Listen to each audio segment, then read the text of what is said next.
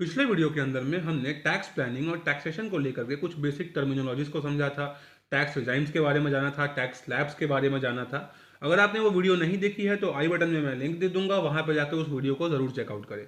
इस वीडियो के अंदर में हम एक्चुअली में एक्सेल के ऊपर में आकर के एक सिचुएशन को लेंगे और समझेंगे कि अगर आपकी इनकम 16 लाख रुपए तक की भी है तो कैसे आप जीरो टैक्स पे कर सकते हो, कैसे आप अपनी टैक्स लाइबिलिटी को रिड्यूस कर सकते हो, वो भी 100% लीगल तरीके से। तो आइए बिना देरी के चलते हैं एक्सेल स्क्रीन के ऊपर में और शुरू करते हैं। यहाँ पर इस शीट के ऊपर में आप देख सकते हैं कि मैंने एक सीटीसी बनाने की कोशिश की है। यहाँ पे सीटीसी के जो अलग अलग कंपोनेंट्स होते हैं जैसे कि बेसिक पे, स्पेशल पे, HRA, LTC, transport allowance, medical allowance वगैरह, इन चीज़ों को मैंने एक अलग अलग कंपोनेंट्स में डिवाइड किया है और ये कुछ एक एक्चुअल सैलरी स्ट्रक्चर से मिलता जुलता है। तो कुल मिलाकर के जो कॉस्ट टू कंपनी यहाँ पर आ रही है वो 16,05,600 रुपीज़ की है। तो अब इसके ऊपर में हम देखेंगे कि किस तरीके से डिडक्शंस और एग्जम्पशंस को क्लेम करके अपनी टैक्स लाइबिलिटी को हम जीरो कर सकते हैं। यहाँ पर मैं आपको दो बातें क्लियर करना चाहूंगा। पहली बात तो ये कि अलाउंस और रीइंबर्समेंट में क्या डिफरेंस होता है। कई बार आपके सैलरी स्लिप के अंदर में मेडिकल अलाउंस लिखा होगा, कई बार आपके सैलरी स्लिप के अंदर में मेडिकल रीइंबर्समेंट लिखा होगा। तो इसमें बस एक बेसिक डिफरेंस जो आपको समझना है वो बस ये है कि जो अलाउंस होता है वो आपके एक इनकम सोर्स की तरह कंसीडर करती है गवर्नमेंट। तो ये जो होता है कई केसेस में, मैक्सिमम केसेस में 100% टैक्सेबल होता है, जबकि रीइंबर्समेंट टैक्स डिडक्टिबल या फिर टैक्स फ्री होता है। तो इस बात का आपको ध्यान रखना है। और दूसरी बात मैं आपको ये बताना चाहता हूं कि यहां पर जो ये एलटीसी या एलटीए लिखा हुआ है, ये 4 साल के ब्लॉक में आप 2 बार क्लेम कर सकते हैं। 4 साल का ब्लॉक का मतलब है कि 4 साल के पीरियड के अंदर में आप 2 बार एलटीसी क्लेम कर सकते हैं, डिडक्शन इसके ऊपर में आप क्लेम कर सकते हैं। और ये होता क्या है, ये जनरली कंपनीज आपको प्रोवाइड करती है कि आप या आपका परिवार के साथ अगर आपको कहीं घूमने जाना है, जो ट्रैवल का एक्सपेंस होता है, एयर ट्रैवल का या फिर ट्रेन ट्रैवल का, उसको आप क्लेम कर पाए। तो ये होता है एलटीसी। तो आइए आगे बढ़ते हैं। तो यहाँ पर आप देख सकते हैं कि जो टोटल कॉस्ट टू कंपनी है वो 16,05,600 है। इसके अंदर में जो एम्प्लॉयर कॉन्ट्रीब्यूशन टू ईपीएफ यानी कि एम्प्लॉइज प्रोविडेंट फंड है वो मैक्सिमम 12% तक हो सकता है। तो यहाँ पे मैंने मैक्सिमम अमाउंट ही लिया है, तो वो 57,600 बनता है। उसको काटने के बाद हमारी ग्रॉस सैलरी बनती है। ग्रॉस सैलरी के अंदर में जितने भी टैक्सेबल कॉम्पोनेंट हैं जो हमारे सैलरी स्लिप के अंदर में है वो सारे इंक्लूडेड है। तो इसमें क्या क्या इंक्लूडेड है उसको समझते हैं। इसके अंदर में आपका बेसिक पे इंक्लूडेड है, स्पेशल पे इंक्लूडेड है, एचआरए अभी फिलहाल इंक्लूडेड है, एलटीसी इसके अंदर में इंक्लूडेड है, ट्रांसपोर्ट अलाउंस टैक्सेबल है तो वो इंक्लूडेड है, मेडिकल अलाउंस इंक्लूडेड है और वेरिएबल पे इंक्लूडेड है। आगे बढ़ते हैं और इसको देखते हैं। तो सबसे पहले हम सेक्शन 10 के अंदर में अलग अलग एग्जाम्पशन क्लेम करेंगे। जो पहला एग्जाम्पशन होता है वो होता है हाउस रेंट अलाउंस या फिर एचआरए का, जो कि 90% एम्प्लॉइज की सैलरी स्लिप में एक कंपोनेंट होता ही होता है। तो ये एम्प्लॉइज या जो एम्प्लॉयर आपका होता है वो एम्प्लॉइज को इसलिए मिलती है ताकि अगर आप किसी नए शहर में हैं, वहां घर ले रहे हैं, आपको रेंट पे रहना है, तो वो जो खर्चा है उसके ऊपर में आपको टैक्स नहीं देना पड़े। जैसे बिजनेसेस अपने एक्सपेंस को क्लेम कर सकते हैं टैक्स फ्री करने के लिए, वैसे ही एक सैलरीड एम्प्लॉय भी जो उसका एक्सपेंस है घर में रहने का उसको क्लेम कर सकता है। क्लेम कैसे करते हैं उसके लिए हम देखते हैं कि यहाँ पर 3 रूल्स हैं। जो इन तीनों में से जो सबसे मिनिमम अमाउंट होगा वही आपका टैक्स फ्री होगा। तो पहला क्या है, 50% ऑफ सैलरी इन बीडीसीएम यानी कि मेट्रो सिटीज में, बैंगलोर, दिल्ली, चेन्नई, मुंबई में, और 40% of salary non metro cities के अंदर में। तो ये जो सैलरी है यहाँ पे सिर्फ बेसिक सैलरी होती है। तो अगर आपका बेसिक सैलरी 4 लाख रुपए का है तो 2 लाख रुपए तक आप क्लेम कर सकते हैं। कंडीशन 2 क्या है, कंडीशन 2 ये है कि जो आपको एक्चुअली में एचआरए मिलता है आपके एम्प्लॉयर की तरफ से वो अमाउंट। और कंडीशन 3 है कि excess of rent paid over 10% of basic salary. मतलब अगर आपका बेसिक सैलरी 4 लाख रुपए का है तो उसका 10% होगा 40,000, 40,000 रुपीज। तो जो भी आपने एक्चुअली में रेंट पे किया है, मान लो 2 लाख का रेंट पे किया है, 2 लाख में से 40,000 रुपीज को रिमूव करके जो 1,60,000 रुपीज बचता है वो आपको एचआरए के अंदर में एक रिडक्शन मिलेगा। लेकिन इस केस के अंदर में मान लो कि आप दिल्ली जैसे किसी शहर में रहते हो, वहां पे आपने 2 BHK लिया है जिसका मंथली रेंट 25,000 रुपए का है, तो पर एनम आपको 3 लाख रुपए का रेंट लगता है। अब इस 3 लाख में हमको 3 केसेस देखने हैं। पहला, तो क्योंकि हम दिल्ली में हैं तो 50% ऑफ बेसिक सैलरी, हमारा बेसिक कितना था, हमारा बेसिक था 4,80,000 रुपीज, तो इसका 50% हो जाएगा 2,40,000 रुपीज। सेकेंड केस है एक्चुअल एचआरए रिसीव। तो हमको एक्चुअल एचआरए कितना मिल रहा है कंपनी से, एक्चुअल एचआरए हमको मिल रहा है 2,64,000 रुपीज। तो या तो वो, या तीसरे केस के अंदर में actual rent minus 10% of basic. तो 10% ऑफ बेसिक हमारा हो जाएगा 48,000 रुपीज, यानी कि 3 लाख माइनस 48,000 जो कि होता है 2,52,000, और इन तीनों में से जो मिनिमम होगा उसको हम क्लेम कर सकते हैं। तो मिनिमम कितना है? मिनिमम है 2,40,000। तो यहां पर हम अपने HRA के अंदर में 2,40,000 रुपीज का जो डिडक्शन है वो क्लेम कर सकते हैं। यहां तक क्लियर? आगे बढ़ते हैं एलटीसी के ऊपर में। तो एलटीसी या फिर एलटीए जो होता है, अलाउंस जो होता है, जैसा मैंने आपको बताया कि 4 साल के अंदर में आप 2 बार क्लेम कर सकते हैं एक्चुअल ट्रैवल फेयर के ऊपर में। तो इसके लिए आपको कंपनी में या फिर इनकम टैक्स डिपार्टमेंट को एक्चुअल बिल्स सबमिट करने पड़ते हैं, जो भी आपका एयर फेयर या फिर ट्रेन फेयर लगा था। तो मान लो कि आप 4 लोगों का एक परिवार है आपका, और आप यहां से अंडमान निकोबार घूमने जाते हो। अंडमान निकोबार आप फ्लाइट से जाते हो, तो फ्लाइट से जब आप जाओगे तो 4 लोगों के जो आने जाने का खर्चा है वो आराम से 1.5-2 लाख रुपए के आसपास का बन जाएगा। तो हम मान के चलते हैं कि आपने टोटल जो एलटीए है उसके ऊपर में नॉमिनल अमाउंट 1,25,000 रुपए का अमाउंट ही क्लेम किया है एग्जम्पशन के लिए, जिसका आपने बिल सबमिट किया है। इसके बाद जो दूसरे परक्विजिट्स हैं जिनको कि हम रीइंबर्समेंट्स बोलते हैं, उसके ऊपर भी आप एग्जम्पशन ले सकते हो, लेकिन क्योंकि हमारे सीटीसी के अंदर में कोई भी एग्जम्पशन वाला कॉल्यूम नहीं था, इसीलिए यहां पर हम इसको नील छोड़ देंगे। आगे बढ़ते हैं, आते हैं स्टैंडर्ड डिडक्शन के ऊपर में। हर सैलरीड एम्प्लॉय को एक 50,000 रुपए का एक स्टैंडर्ड डिडक्शन मिलता है। उसके बाद होता है प्रोफेशनल टैक्स, जो कि आपसे स्टेट गवर्नमेंट चार्ज करती है। अगर आप दिल्ली में काम करते हो तो दिल्ली का जो कमर्शियल टैक्स डिपार्टमेंट है वो आपसे प्रोफेशनल टैक्स चार्ज करेगा। अगर आप मुंबई में हो तो वहां का स्टेट गवर्नमेंट चार्ज करेगा। तो ये जो प्रोफेशनल टैक्स है इसके ऊपर में भी आपको एक डिडक्शन मिल जाता है। ये अलग अलग शहरों में अलग अलग है। नॉमिनल अमाउंट एक हम 2,500 रुपए, यहाँ पे 2,500 रुपीज हम यहाँ पर लेके चलते हैं। जो अगला डिडक्शन आपको मिलता है वो मिलता है सेक्शन 24 के अंदर में, इनकम या फिर लॉस फ्रॉम हाउस प्रॉपर्टी। मतलब मान लो कि आपका एक घर है एक शहर में, दिल्ली के अंदर में आपका अपना एक घर है, जिसके ऊपर में आपको क्या इनकम या फिर क्या लॉस हुआ है वो भी आपका एक इनकम सोर्स की तरह कंसीडर करेगा। अगर इनकम होगा तो इसमें हम जोड़ देंगे, अगर लॉस होगा तो वो भी आपको एक डिडक्शन की तरह मिल जाता है। लेकिन जो इसमें अपर लिमिट है वो 2 लाख रुपए तक की है। तो आइए उसको भी हम एक तरीके से समझते हैं कि आपको कितना इनकम या लॉस होगा। तो सबसे पहले हमको ग्रॉस एनुअल वैल्यू लेना है अपने घर का। मतलब कि अगर आपका घर है एक शहर में, आपके पास, आप कहीं पे रेंट पे रहते हो और आपका एक घर है, और वो जो घर है वो एक सिंगल यूनिट है, तो वहां तक गवर्नमेंट आपको अलाउ करती है कि उस सिंगल यूनिट को अगर आपको रेंट पे नहीं भी देना है तो आप मत दो, कोई दिक्कत नहीं है। बट अगर आपके पास एक से अधिक घर है तो उसको आपको रेंट पे लगाना ही पड़ेगा, अदरवाइज गवर्नमेंट उसको कंसीडर नहीं करेगी। लगेगा गवर्नमेंट को कि आप कुछ गलत कर रहे हो यहाँ पे। तो उसके लिए आपको फेयर वैल्यू लेना होता है। फेयर वैल्यू का मतलब है कि जो उस एरिया में नॉर्मल रेंट चल रहा है वो वैल्यू। तो जैसे अगर मान लो कि हमारे एरिया में नॉर्मल जो रेंट है वो 25,000 रुपये पर महीने का चल रहा है, तो पूरे साल का हमको वहां पे 25,000 मल्टीप्लाइड बाई 12 यानी कि 3 लाख रुपए का एक नॉमिनल वैल्यू यानी कि जो एनुअल वैल्यू है वो हमारे प्रॉपर्टी का बनता है। इसमें से हम कुछ म्यूनिसिपल टैक्स देंगे, मतलब अपने म्यूनिसिपैलिटी को हम कुछ टैक्स वगैरह पे करते हैं। तो मान लो जो हमने टैक्स पे किया है वो 10,000 रुपए का है, तो वो हमारा कटने के बाद में बनता है नेट एनुअल वैल्यू। अब इसके ऊपर में जैसे कि हमारे सैलरी इनकम के ऊपर में कुछ स्टैंडर्ड डिडक्शन मिलता था, तो हाउस प्रॉपर्टी के इनकम के ऊपर में भी हमको कुछ एक स्टैंडर्ड डिडक्शन मिलता है। और ये जो स्टैंडर्ड डिडक्शन होता है ये 30% होता है हमारे नेट एनुअल वैल्यू का, यानी कि 3 लाख का 30%, जो कि होता है 87,000। अब इंटरेस्ट ऑन बोरोड कैपिटल का मतलब क्या है इसको समझते हैं। अब जो आपने घर लिया है बहुत हाई प्रोबेबिलिटी है कि वो घर आपने लोन पे लिया होगा, तो वो जो लोन का इंटरेस्ट कंपोनेंट है वो आपको यहां पर डिडक्ट करने का चांस मिलता है। मतलब उसको आप चाहो तो यहां पर डिडक्ट कर सकते हो। जनरली हम जो रेंट लेते हैं, जो हमारा इंटरेस्ट होता है वो काफी ज्यादा होता है इनिशियल ईयर्स में, क्योंकि जो हम लोन लेते हैं वो 20-25 सालों के लिए लेते हैं होम लोन के ऊपर में, तो वो इंटरेस्ट आप यहां पर डिडक्ट कर सकते हो। तो मान लो कि आपने एक लेट्स से 70 लाख रुपए का लोन लिया है, जो कि आपने होम लोन आपको 8.5% के रेट ऑफ इंटरेस्ट पे मिला है, जो कि आप लेते हो 25 सालों के लिए, और वो लोन स्टार्ट होता है 2023 से। तो अगर आप ध्यान से देखोगे तो जो आपका इंटरेस्ट बनता है पहले साल के अंदर में वो बनता है 5,95,000 रुपए का, मतलब 5,95,000 रुपीज आप इंटरेस्ट दे देते हो, जो कि अगले कई सालों के लिए इतना ही रहने वाला है। ऑलमोस्ट 4 लाख 3 लाख तक तो आपका वो रहेगा ही रहेगा। तो हम पहले साल का अगर कंसीडर करते हैं, मतलब अगर आप 5,95,000 रुपए यहां पर दे देते हो तो 3,92,000 रुपए का आपको, मतलब 3,92,000 रुपीज का आपको एक लॉस होता है।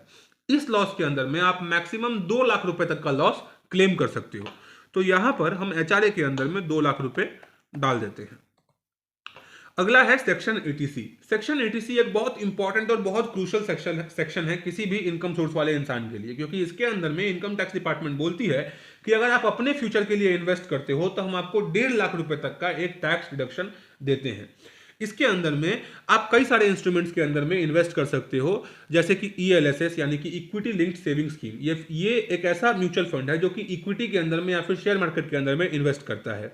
Unit linked insurance plan, life insurance premium के ऊपर में आप इस पे रिडक्शन क्लेम कर सकते हो। सुकन्या समृद्धि योजना, जो अपनी बेटी के लिए आप कुछ पैसे बचाते हो उसके ऊपर में आप सेव कर सकते हो। National saving certificate, post office में आप FD करते हो उसमें आप पैसे बचा सकते हो। अगर आपका कोई 5 ईयर्स का FD है, 5 सालों का कोई अगर आपका FD है, तो उस पर जो आपको इंटरेस्ट मिलता है जो आप उसमें इन्वेस्ट करते हो उस पर पैसा बचा सकते हो। बच्चों की ट्यूशन फी पे आप पैसा बचा सकते हो। अगर आप नेशनल पेंशन स्कीम में इन्वेस्ट करते हो तो वहां पे भी सेक्शन CCD 1A के अंदर में आप यहां पे क्लेम कर सकते हो डिडक्शन। अब ऐसा सरकार क्यों कहती है, इसको आप समझिए। अगर सरकार आपको यहाँ पे 1.5 लाख रुपए तक का रिडक्शन देती है जिससे कि आप अपने भविष्य के लिए, फ्यूचर के लिए इन्वेस्ट करते हो, तो जब भविष्य में आप रिटायर हो जाओगे, जब आपकी उम्र हो जाएगी, जब आपकी अर्निंग पोटेंशियल कम हो जाएगी, तो उस समय आपको सरकार पे डिपेंडेंट नहीं रहना पड़ेगा, सरकार को आपके ऊपर खर्च नहीं करना पड़ेगा। तो सरकार यहां पर आपका पैसा बचा देती है टैक्स में, आपको बोलती है कि आप 1.5 लाख कम देना, ताकि आप 1.5 लाख रुपए तो कम से कम हर साल यहां पे इन्वेस्ट करो, जो कि अगले 20 साल, 25 साल, 30 साल में जाके इतना अमाउंट बन जाता है कि बुढ़ापे का आपका एक सहारा बन जाता है और सरकार के लिए एक बर्डन कम हो जाता है। वरना फिर सरकार को सोशल सिक्योरिटी और ऐसे मेडिकल एक्सपेंसेस में अपने बुजुर्ग पॉपुलेशन के लिए काफी इन्वेस्ट करना पड़ता है, जो पैसा सरकार बचाती है। तो ये एक लॉन्ग टर्म प्लानिंग की बात है। तो इसके अंदर में मान लो कि आपने पूरा का पूरा 1.5 लाख रुपए का कहीं ना कहीं इन्वेस्ट किया है, ये आप ही का पैसा है, आप ही को मिलेगा, तो इसमें कोई बुराई नहीं है, इसमें आप इन्वेस्ट कर सकते हो। वैसे भी जो पैसा आप बचाते हो वही पैसा आपके भविष्य में काम आता है, अदरवाइज जो आपके पैसा अकाउंट में रह जाएगा वो कहीं ना कहीं खर्च हो ही जाता है। अब सेक्शन 80C के अंदर में आप कौन कौन से इन्वेस्टमेंट्स कर सकते हो, उसका कितना आपको लॉक इन पीरियड मिलने वाला है, कितना आपको एवरेज रिटर्न मिलने वाला है, वो सब कुछ मैंने यहां पर दिखाया है। हर एक इन्वेस्टमेंट के कुछ एक इंपॉर्टेंट पॉइंटर्स भी मैंने आपको यहां पर लिख के दिए हैं, जो कि एक रेडी रेकनर की तरह काम कर सकते हैं। तो अगर आप चाहो तो इस एक्सेल को डाउनलोड कर लेना, मैं इसका लिंक डिस्क्रिप्शन बॉक्स में दे दूंगा, और डाउनलोड करके आपको जब भी जरूरत लगे तो आपको कहीं और जाने की जरूरत नहीं है, आप सब कुछ यहीं पर एक जगह पर ढूंढ सकते हो। आगे बढ़ते हैं। तो आगे बढ़ते हुए हम देखते हैं कि जो अगला इन्वेस्टमेंट आपका बनता है वो बनता है सेक्शन 80 CCD 1B के अंदर में, जिसमें आप NPS के ऊपर में 50,000 रुपए का और एडिशनल डिडक्शन ले सकते हो इनकम टैक्स डिपार्टमेंट से। तो ये भी काफी लोग करते हैं और ये काफी पॉपुलर है, तो इसको भी हम 50,000 रुपए का यहाँ पे डिडक्शन एक क्लेम कर लेते हैं। अब इसके अलावा आपका जो एम्प्लॉयर है उससे भी आप इस तरीके से नेगोशिएट कर सकते हो कि वो आपके बेसिक प्लस डीए का, डीए मतलब डियरनेस अलाउंस, तो बेसिक प्लस डीए का 10% तक एनपीएस में अपनी तरफ से कंट्रीब्यूट कर सकता है। तो अगर इसको हम लास्ट में यूज करेंगे, अगर हमको और कोई पॉसिबिलिटी नहीं मिलती है तब इसको हम यूज करेंगे, वरना बहुत सारा पैसा हम क्यों ब्लॉक करके रखें, हमको भी तो कुछ खर्चों के लिए चाहिए ना। तो आइए उसको आगे देखते हैं। अब जो अगला डिडक्शन आता है वो होता है सेक्शन 80D के अंदर में मेडिकल इंश्योरेंस प्रीमियम। इसके अंदर में आपने जो मेडिकल इंश्योरेंस लिया है उसके प्रीमियम के ऊपर में भी आप डिडक्शन क्लेम कर सकते हैं। अगर आपने सिर्फ अपने पति पत्नी और बच्चों का इंश्योरेंस लिया है तो आप 25,000 रुपए तक क्लेम कर सकते हैं पूरे साल का प्रीमियम। और अगर अपने माता पिता को भी इसमें इंक्लूड कर दिया, मतलब अपने पेरेंट्स के लिए भी अगर आप इंश्योरेंस ले लेते हो, तो 25,000 रुपए का और बेनिफिट मिल जाता है आपको। सरकार बोलती है कि बूढ़े माँ बाप को कहाँ छोड़ोगे, उनको भी इंक्लूड कर लो भाई। तो 50,000 रुपए तक का आप इंश्योरेंस प्रीमियम इसमें क्लेम कर सकते हो। इसके अंदर में 5,000 रुपए का एडिशनल प्रिवेंटिव हेल्थ चेकअप भी इंक्लूडेड होता है। मतलब अगर आपने साल में 5,000 रुपए तक का कोई अपना चेकअप करवाया है, फुल बॉडी चेकअप करवाया है, जो कि इंसान को साल में एक बार करवाना ही चाहिए, तो उसमें भी आप 5,000 रुपए तक क्लेम कर सकते हो। तो यहां पर भी हम कुल मिलाकर के अभी के लिए मान लेते हैं कि माता पिता को मिला करके, सब कुछ मिला करके हम प्रीमियम जो दे रहे हैं अभी वो 30,000 रुपए का दे रहे हैं, तो हम 30,000 रुपए यहां भी क्लेम कर लेते हैं। अब आते हैं इंटरेस्ट ऑन एजुकेशन लोन। तो जो यंग पॉपुलेशन है आजकल, जो MBA वगैरह करती है, ग्रेजुएशन कर रही है अच्छे कॉलेजेस से, अच्छे यूनिवर्सिटीज से, उनको generally home loan, education loan लेना ही पड़ता है। जैसे मैंने खुद का एग्जांपल लूँ तो मैंने भी एक एजुकेशन लोन लिया है 20 लाख रुपए का। तो जो मेरा एजुकेशन लोन है उसको हम देखते हैं कि उसमें मैं अभी कितना इंटरेस्ट दूंगा। तो जो एजुकेशन लोन है मेरा, मान लो मैंने 20 लाख रुपए का लिया है, मानना क्या है मैंने लिया ही है, जो कि मेरा अभी 8.75% के इंटरेस्ट पे चल रहा है, जिसको मैंने लिया है 10 सालों के लिए, और जो शुरू होगा 2023 से। तो 2023 के अंदर में मैं कुल मिलाकर के टोटल 1,75,000 रुपीज का सिर्फ इंटरेस्ट पे कर दूंगा, जो कि मैं यहां पर क्लेम कर सकता हूं। और ये जो एजुकेशन लोन है आप जिस साल शुरू होता है उस साल से लेकर के अगले 7 सालों तक के लिए क्लेम कर सकते हैं। मतलब मैं 2023 से लेकर के 2030 तक ये डिडक्शन क्लेम कर सकता हूं। तो 1,75,000 मैंने यहां निकाल दिया। अब इसके अलावा एक सेक्शन है सेक्शन 80EE, जिसके अंदर में आप additional savings on home loan interest भी क्लेम कर सकते हो।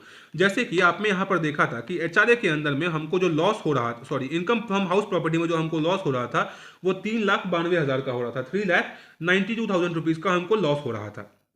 लेकिन हम यहाँ क्लेम कितना कर पाए थे? सिर्फ 2 लाख रुपए। तो जो सेक्शन 80EE है ये हमको ये अलाउ करता है कि हम बाकी का भी इंटरेस्ट क्लेम कर पाए, लेकिन इसके लिए 2 कंडीशन है। पहला कंडीशन ये है कि आप एक फर्स्ट टाइम बायर होने चाहिए, मतलब आपने घर पहली बार खरीदा हो और आपके पास सिर्फ एक ही घर हो। और दूसरा कंडीशन ये है कि आप एक इंडिविजुअल होने चाहिए, यानी कि हिंदू अनडिवाइडेड फैमिली या फिर कोई बिजनेस वगैरह इसको क्लेम नहीं कर सकता है। तो अभी के लिए हम मान लेते हैं कि जो बाकी का अमाउंट है हम इसमें और क्लेम कर लेते हैं। तो जो बाकी का अमाउंट बच जाता है वो कितना बचता है हमारा? लगभग बचता है 1,92,000 रुपीज का। तो वो भी हमने यहां पर क्लेम कर लिया। अब एक सेक्शन है जिसको हम बोलते हैं सेक्शन TT 80TTA। इसके अंदर में आप अपने सेविंग्स अकाउंट पे जो आपको इंटरेस्ट मिलता है उसमें 10,000 रुपए तक का रिडक्शन आप क्लेम कर सकते हो।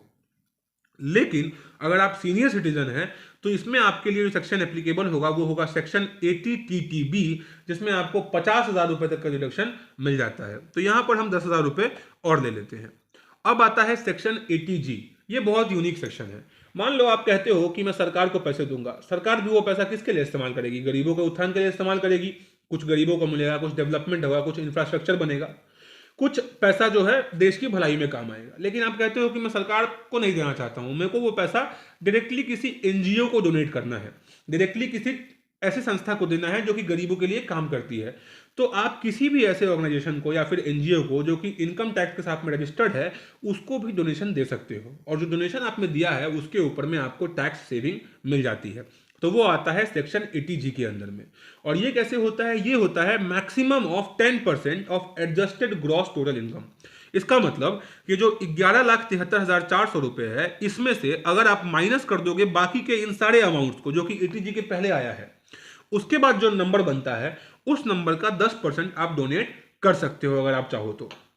लेकिन जनरली आप ये तब करते हो जबकि आप ऑलरेडी टैक्स ब्रैकेट में आ रहे हो या फिर आप बहुत दानी हो। तो मान लो यहाँ पे 5,000 रुपये आपने और कर दिया क्योंकि आप दिल से बहुत बड़े हो। इसके बाद में जो आपका टोटल नेट टैक्सेबल इनकम बनता है वो बनता है 3,08,900, 3,08,900। अब इसके ऊपर में आपको पता है कि 2.5 लाख तक तो कोई इनकम टैक्स लगना नहीं है, तो ये हो गया नील। तो जो इनकम टैक्स आपको लगेगा वो किसके ऊपर लगेगा? वो आपको लगेगा सिर्फ 2.5 लाख के बाद जो अमाउंट बचता है वो 1,08,900 रुपए उसके ऊपर में, जो कि 5% से बन जाता है 2,945 रुपए।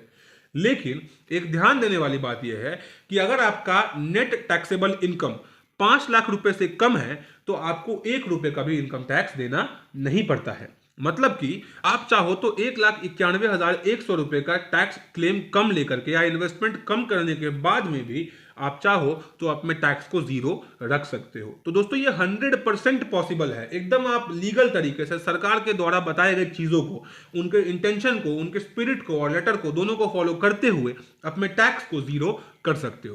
तो थोड़ा सा प्रैक्टिकल होते हैं। यहाँ पे आपने 2 चीजें देखी होंगी, चिल्ड्रंस एजुकेशन अलाउंस और चिल्ड्रन हॉस्टल अलाउंस। इन दोनों को समझते हैं पहले और फिर थोड़ा सा प्रैक्टिकल होंगे कि ये कैसे हो सकता है। तो आइए थोड़ा सा प्रैक्टिकल होते हैं। अब ऊपर यहाँ पे ये जो 2 चीजें आपने देखी हैं, चिल्ड्रंस एजुकेशन अलाउंस और चिल्ड्रंस हॉस्टल अलाउंस, ये क्या होता है कि अगर मान लो आपके 2 बच्चे हैं और दोनों स्कूल जाते हैं, हॉस्टल में रहते हैं, तो पर मंथ 100 रुपए पर बच्चे के हिसाब से आपको एक डिडक्शन मिलता है, एक एग्जम्पशन मिलता है। यानी कि 2 बच्चे हैं तो 200 रुपया पर महीना और 12 महीने के लिए 2,400 रुपये। वैसे ही हॉस्टल के लिए 300 रुपया पर बच्चा 2 बच्चों तक आपको मिलता है, जो कि 7200 होता है। अब बहुत लोगों के पास बच्चे नहीं होंगे तो इसको रिमूव कर दो, बच्चों की जरूरत नहीं है भैया, अभी बाद में प्लान करेंगे। बाकी उसके बाद अगर आप देखो तो ये सेक्शन 24 तो आप क्लेम करोगे ही क्योंकि आपने घर खरीदा है। इन्वेस्टमेंट में भी आप क्लेम करोगे। मान लो कि आपको एनपीएस में इन्वेस्ट नहीं करना है, इसको रिमूव कर देते हैं, कोई जरूरत नहीं है, अभी भी हम टैक्स ब्रैकेट के अंदर में है।